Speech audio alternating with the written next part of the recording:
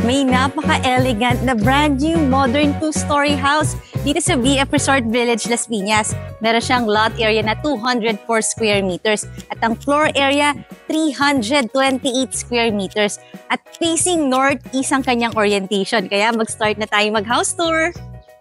My name is Eva and I am your real estate broker friend. Kaya kung gusto mo na kagad makita to, pwede mo na akong tawagan. Tingnan mo naman yung facade ng iyong modern house. Talaga namang napaka-attractive. Mapapatigil ka talaga pag napadaan ka dito sa street. At nasa loob tayo ng safe, gated, and flood-free community dito sa may VF Resort Village, Las Piñas. Malapit lang sa South Mall. Meron kang 2-car garage dito. Talagang up to here, naka-tiles. Tapos, sa side na yon, meron ka na rin mga plants. Tapos, syempre, may design yung mga walls. Meron tayong natural stone wall cladding dito sa iyong side. At ito naman ang iyong pedestrian gate na meron pang roof. So, pasukin na kagad natin. Let's go! Nasa labas pa lang tayo ng property pero na-appreciate ko na ang ganda niya. Kaya mas lalo mo itong magugustuhan pag nakita mo sa actual. Ito na yung ating 2-car garage na talagang naka-tiles. At kasya dito ang SUV, ang van. Tapos may access din siya papunta dun sa iyong daily kitchen. Partially covered para maaliwalas ang buong house. Ayan yung iyong ceiling, meron siyang mga lights. So dito pa lang, very nice na yung house mo. At meron tayong front garden, punta tayo doon. Ito yung front lawn mo. Tapos mataas din ang iyong mga concrete fence dito sa iyong house. Kaya naman secured ka talaga at mataas din ang privacy. Tapos may mga plants ka na dito sa mga side na to. Meron ka pang mga steps papunta sa iyong pocket garden na may mga potted plants.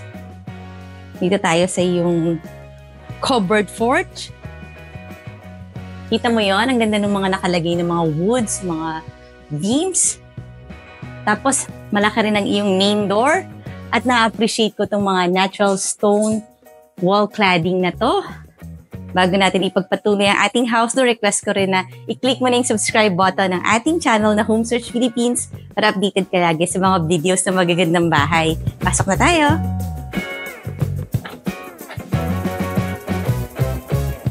Welcome to your elegant, modern house dito sa VF Resort Village, Las Piñas. Ito naman yung ating pinaka-foyer. Talagang well-defined yung space. At ang taas din ng ceiling. Maganda rin yung ceiling treatment, mga woods. Tapos meron ka ditong window para may ventilation sa side na to. On the other side, meron din. Pwede kang maglagay dito ng console table. Tapos dun sa other side, pwede kang maglagay ng pwedeng shoe cabinet. Meron ding window. At eto na nga ang double height ceiling dito sa yung living area. Talagang emphatic yung wall na yon. Ang ganda ng design niya. This is made of marbles. Tapos ito naman mga woods para may texture siya dito. Pwede mo siyang gamitin din as your media wall kasi meron ng provision na para maglagay ka ng iyong flat screen TV. Yan, may mga lights pa na on and off. O diba? Ano bang masasabi mo sa ganyang kagandang wall? Pwede ka rin maglagay ng mas malaki pang chandelier dun sa ating ceiling. So dito ang iyong living space. Tapos meron kang window, may screen, panoramic window. Kita mo ang iyong garden or lanay sa loob ng iyong house. So that's the living area and now here's your dining area. Kasya dito kahit mga 6-seater dining set na meron na ding mga lighting fixtures. Maganda rin yung design ng iyong ceiling dito. And it opens to your kitchen na fully fitted as in kompleto na ng mga kitchen appliances. Double na siya as your bar or breakfast nook. Kasi dito kahit mga 3 hanggang 4 na high chairs. Tapos meron ka pang food pantry. Ayan, naka-ready na yung mga basket mo dito. Meron kang double sink. I mean, movable faucet. Tapos meron pang panglinis ng mga baso. Tapos may aliwalas dito during daytime kasi nga meron kang window na may screen. You have Hamden na brand na 3-burner stove. Tapos ito ang iyong range hood. Mga soft close naman ang iyong mga cupboards. cupboards pa rin yun. Ito lang, two-toned lang siya para medyo mas maganda yung design. So, lighter wood color, yun naman darker wood color. Ayan, may mga lights ka dito. And then you have double door refrigerator na katatanggal lang kanina ng plastic. As in, brand new house to. Kaya yung mga gamit dito are all brand new. Yung mga cupboards dito, mga soft close din. Tapos meron pa rin siya mga pull-out cabinet. Another sink, just in case nagpe-prepare ka, meron ka pang sink dito. Ito na rin yung pinaka-prep area. Tapos dyan mo isi-serve yung mga food. So ito double na rin as your buffet table. Tapos meron ditong door papunta sa yung helper's room. Or sa yung daily kitchen. Punta tayo dito. Ito yung daily kitchen na accessible dito sa yung garage. At napansin ko meron kang mga storage dito. Diba? Maraming storage ang iyong house. Tapos may mga plants ka pa. Mataas uli yung iyong fence. Punta tayo dito sa yung daily kitchen. Meron ka ring 2-burner dito. Meron ka pang range hood. Siyempre, kompleto ka ng mga cabinets. Tapos, meron kang sink. Ito naman, mga additional food pantry at malapit dito ang maid's room. Papunta siya dito. Ito na yung pinaka-helper's room na may own bathroom. Tapos, mataas siya ha. Yung kanyang ceiling, meron din siyang sariling almost floor-to-ceiling height cabinet. At may door dito papunta sa back of your house. Pwede itong i-utilize as laundry area. Meron ka pang another sink dito. Tapos yung bahay, meron na siyang hot and cold water system. At ito na uli yung papasok sa yung dining area. Let's go here. Ito nga, meron ka pa ritong patio. Pwede kang maglagay dito ng mga outdoor coffee table. Para siyang courtyard type. Tapos just the same, meron ka pa rin mga plants para naman refreshing dito sa iyong patio. Mga bamboos. Parang double na rin to as airwell ng iyong house. Ito nga, meron pa ritong window papunta doon sa isang bedroom. Tapos meron ka mga faux grass para naman madali mo na lang i-maintain ito. All year round, evergreen ang iyong grass. And this is your ground floor bedroom. Meron ka agad siyang own bathroom na elegant looking.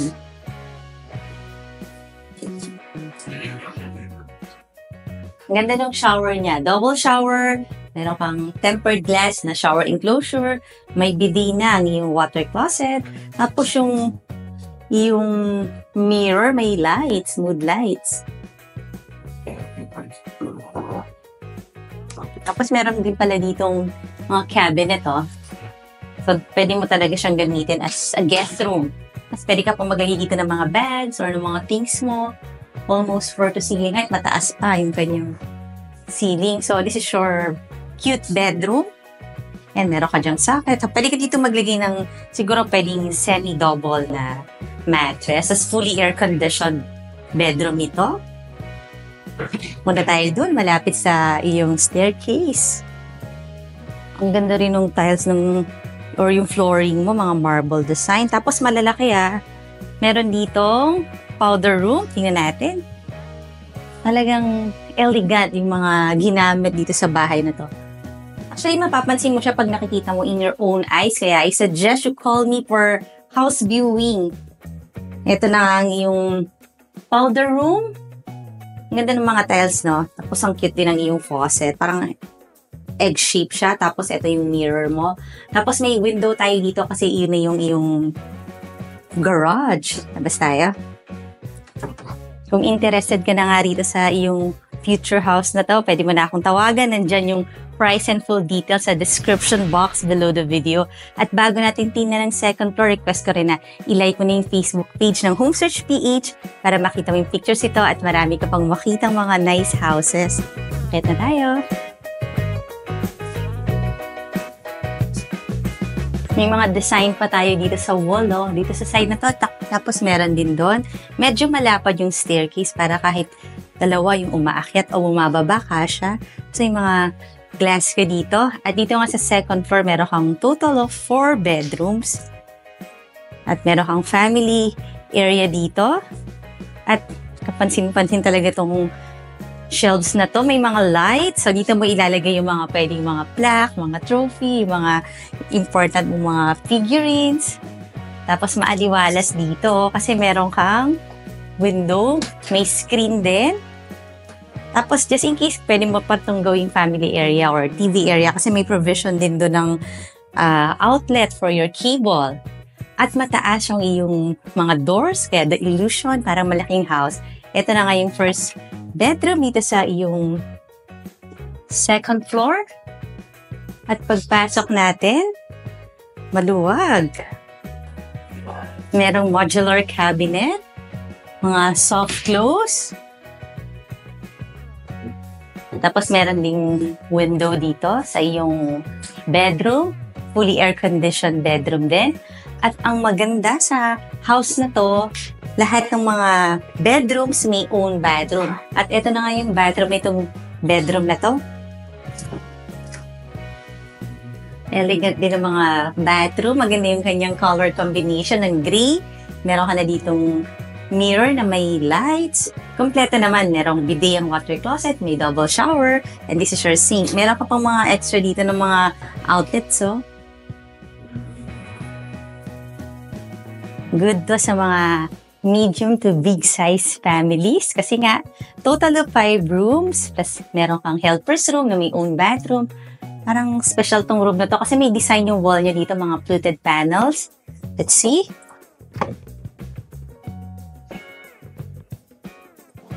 Maluwag ang yung bedroom na fully air-conditioned. Actually, lahat ng rooms meron ng AC, tapos meron din siyang almost floor-to-ceiling height ng mga cabinets, ng mga modular, tapos soft close. At sabi ko nga, ang maganda sa bahay na to, lahat ng bedrooms may own bathroom. At ito yung bathroom niya dito sa bedroom na to.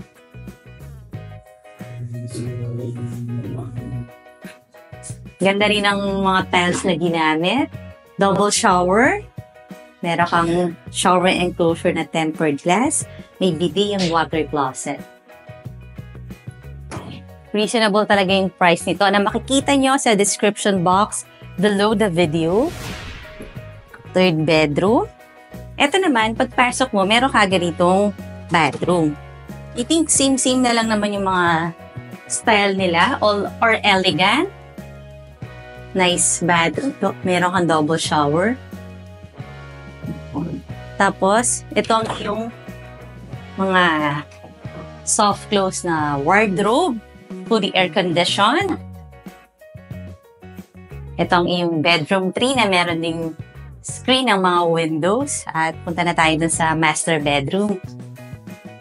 Kung meron tayo dyang viewers na meron ding property na gustong ipabenta, pwede nyo rin akong tawagan para ma-feature natin dito sa channel natin na Home Search Philippines yung house mo para mabenta agad. And ito yung gusto kong part, yung open to below. Kita natin yung living area. Tapos yan, meron ka ritong chandelier. Pwede mo pang mas pa-engrandehin yan. At kitang-kita mo yung accent wall na yan. Tapos this way leads to your master bedroom.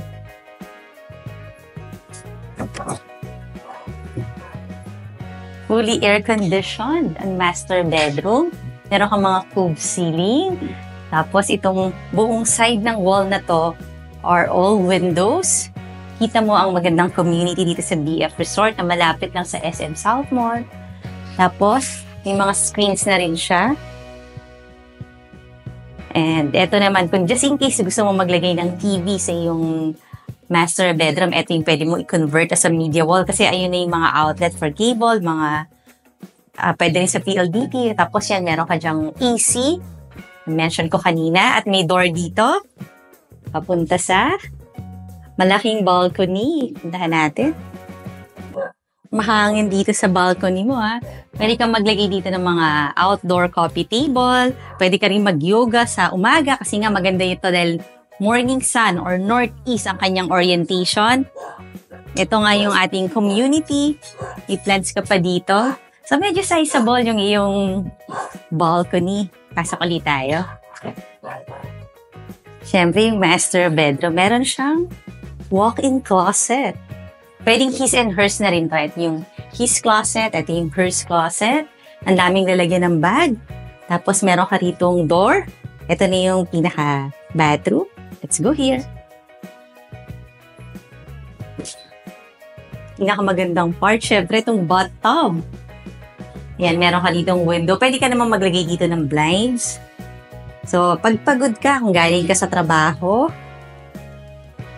pwede kang maglagay ng mga candles dito para naman ma-relax ka. Maglagay ka dyan ng milk bath mo. Tapos yung mga flowers. Meron kang his and hers na sink. Meron ka ring malaking mirror dito na may lights. Ito naman yung shower area. Ito yung kanyang, automatic. Yung kanyang water closet. Meron pang remote control yan.